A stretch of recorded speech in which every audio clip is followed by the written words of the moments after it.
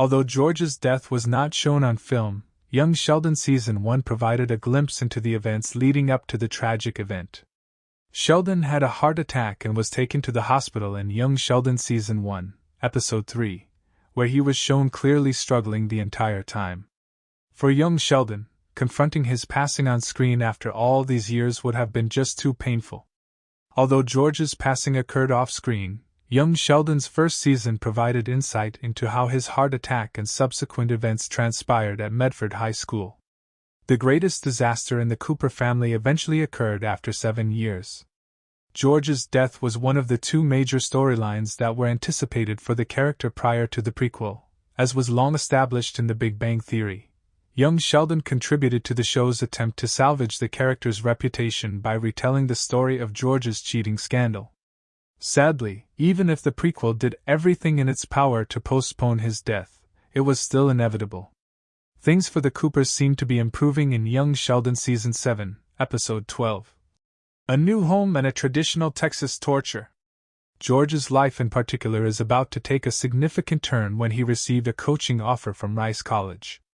When he passes away from a heart attack, young Sheldon takes it away in the most brutal way imaginable. Even though the tragedy was long anticipated, it was nevertheless painful to witness Mary, Missy, and Meemaw learn of George's passing. Even so, there was a way that young Sheldon could have made his death even more tragic. The prequel had already shown George having a heart attack early in its run.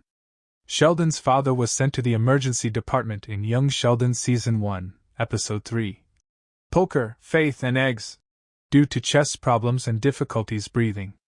Given that The Big Bang Theory established George's death, it was extremely painful to see the outing, which prominently depicted a visibly ailing George. Young Sheldon stayed with him and documented the experience even as the doctors worked on him, and he was having difficulty breathing despite all the medical equipment attached to him.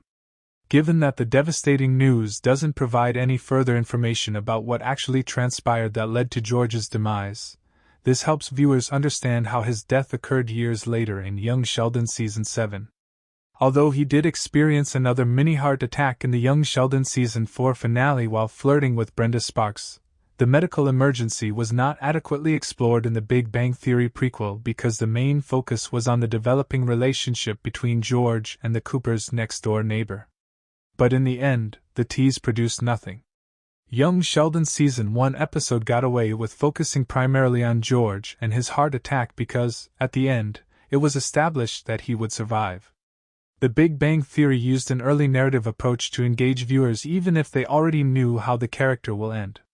It also prepared the audience for Sheldon's faith to be explored as he prayed for his father's protection.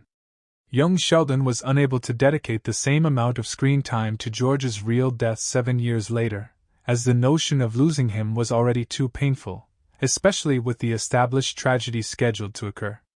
The show is still fundamentally a comedy series, therefore it might be challenging to close it out on a positive note.